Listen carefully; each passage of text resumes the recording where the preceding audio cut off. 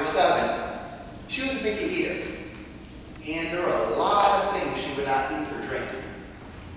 However, my mom found little cans of orange juice that she loved. Now this is back in the early 80s. Juice boxes hadn't come out yet. This is like the forerunner to juice boxes.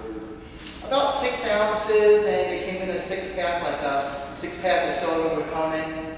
And she would buy them for my sister and give her like 1 in the morning, maybe 1 in the afternoon. Well, these juice cans were kept in a little metal cabinet that was just 1 room over from where our playroom was in our basement, the house that we lived in. Very easily acceptable to 7, 8-year-old Bill. Well, of course my mom let me have one once in a while, and boy were they good. Not really sweet, a little tart, but really, really tasty. Boy, I loved them.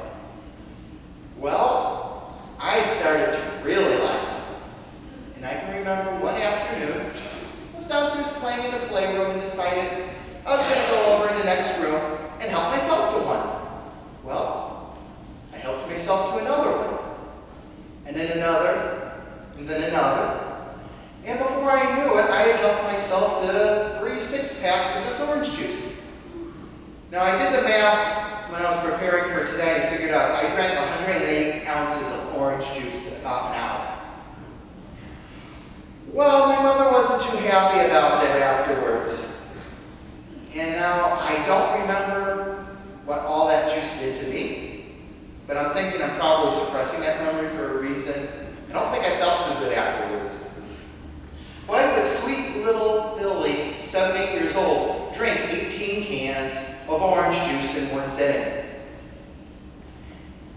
Temptation! I had a can of that delicious juice, and as soon as I finished it, all I could do was think about the next can of juice. I forgot about all of my toys. I forgot about the TV that had cartoons on a lot of different stations. Didn't even think about going outside and playing.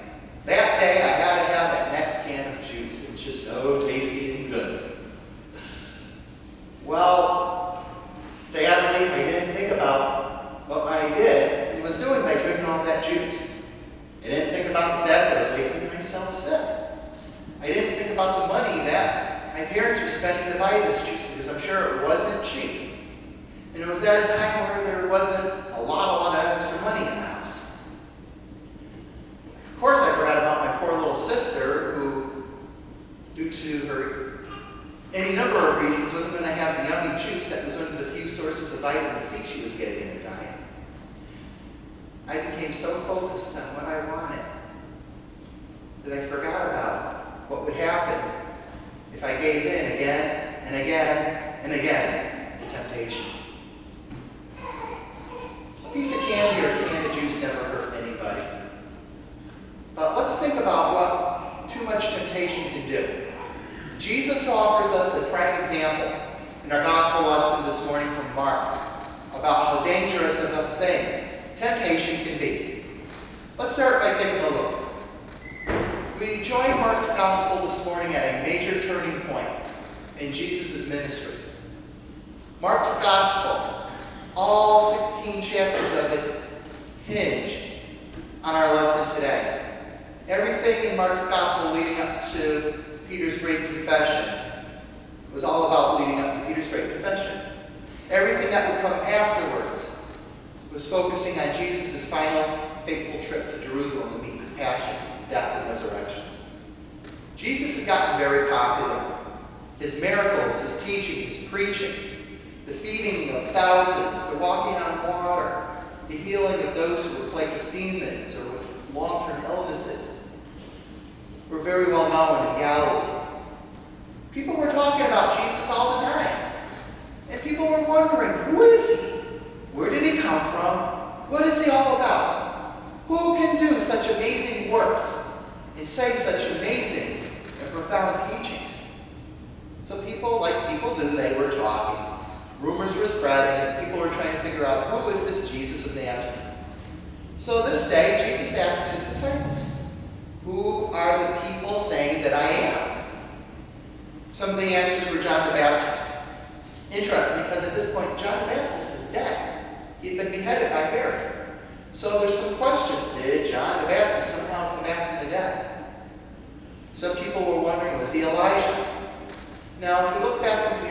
Testament lessons, Elijah never actually died. He just got drawn up into heaven at the end of his time on earth. So even today in modern day Judaism, there is still this belief that Elijah would return alive from heaven to herald the coming of the Messiah. So people were wondering, was this Elijah? Nobody knew what he looked like. All they knew is that he wore animal skins and a leather belt. Now we knew John the Baptist dressed like that. Did Jesus dress like that? We're not 100% sure. So I can see why people were wondering, was he Elijah returned? Was he one of the ancient prophets that came back? Could he have been Isaiah or Jeremiah or Ezekiel? Could he have been Micah or Jonah or Malachi? Who knows? Was he a new modern day prophet of that same tradition? All these questions, all these ideas were floating around. And the disciples shared it all with Jesus. Then Jesus asks the big question. Who do you think that I am? Let's forget about what everybody else is saying. Who do you say that I am? Now Peter doesn't hold back. It comes right out. I don't know if he just blurted it out or if he intentionally said it when he did, but Peter says, you are the Messiah. Bingo!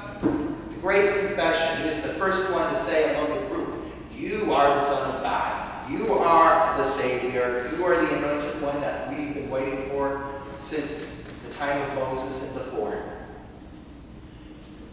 Wow! Things have now changed. If the other disciples were thinking this, but not willing to say it, they couldn't keep it quiet anymore. Now you would think at this point that this would launch Jesus' ministry to the next logical level. That now they would come out with this information publicly, and the people of Israel would rejoice. They would crown him the new philosopher, king of Israel. He would use his messiahship to drive out the Romans from the promised land and reestablish the kingdom of David and Solomon in all of its glory. What does Jesus say? People are going to hate me. The religious leaders are going to persecute me. They're going to arrest me. They're going to put me on a mock trial. They're going to get the Romans to sentence me to death. I'm going to get beaten and I'm going to get crucified like a criminal. And then I'm going to get buried in a tomb. But 3 days later, I'm going to rise again. Now don't tell anybody any of this. Don't tell anybody what you know about who I am or what's going to happen. Talk about letting all of the air out of the balloon. Forget about the little helium balloons at birthday party. This is like letting the air out of one of those hot balloons they ride up in the air. Okay. Peter goes, takes Jesus aside, and I can just picture him doing this, putting his arm around him and going, Master, no, that can't happen. You can't die. I don't want you to die. I want you to free Israel. I want you to build God's kingdom here on earth. You need to be the king. You can't go and die on us. Now I picture Jesus having a flashback to that temptation in the desert after he fasted 40 days and 40 nights. And there is Satan before him, tempting him. You're hungry? If you're the Son of God, make bread. You want to make sure your Father in heaven isn't going to let you down? Jump off of the temple. Let him catch you. You want to be the king of the world? Worship me. I'll give it to you. Every last bit of it. Not just Israel, but Rome and Greece and Aztecs and Incas and China and India and the Aboriginals and Australia and the tribes of Africa. You can have it all. You don't think Jesus was tempted? He resisted greatly and epically, of course, and didn't give in to it. But I can just picture Jesus having that flashback to taking the quick and easy way out that Satan offered him 3 times. Now Peter's doing it without even realizing it. He's offering him an out from the cross. To me, that explains that harsh reaction. Get behind me, Satan! Now, I'm sure Peter was a little taken aback and probably a little hurt that Jesus called him Satan. But was Jesus just talking to him? Or in Jesus' mind was Satan tempting him for the 4th time? And Jesus is telling Satan to go away like he did at the end of the temptation in the desert. Maybe he's also telling Peter to get behind him as in, support me. Don't tempt me to stray from what our Father asked me to do. Don't tempt me me away from the things that are scaring me terribly. Things that Jesus sweated blood about in Gethsemane before his arrest. I don't think Jesus liked the idea that he was going to have to die, but he knew what he needed to do. Now he's asking Peter to get behind him and support him. Stand behind me. Stand with me. Don't tempt me. Let me know that you're with me when I have to face all these horrible things that I have to face as Messiah. You're looking at all the good, fun, yummy things I get to do. Remember, I got to do and face a lot of awful stuff. I've got to die the most hideous death ever devised by human hands. I've got to be humiliated. I have to have all the good things that I have taught be told are heresy and blasphemy. I've got to have my miracles, my healings explained away as the work of evil. I've got to have the people that I looked up to growing up as leaders tell me that I'm lower than the lowest and that God hates me. Wow. Looking at it that way, I think I have a little more of appreciation for how Jesus rebuked Peter. And I think Peter was just trying to help. Jesus was fighting temptation. So when we look at our lives today, we can have assurance that Jesus is sympathetic to the temptations that we face in the 21st century. Let's just take a couple of things out of our scripture lesson that maybe could be useful to us today. The first one is resist the temptation to hate. It would have been so easy for Jesus to hate Peter for tempting him, to hate the Romans and hate the religious leadership. This is the person who says, love your enemy and pray for those who persecute you. We just prayed a few minutes ago in church for the victims of the crane collapse at the Grand Mosque in Mecca. This happened on September 11th.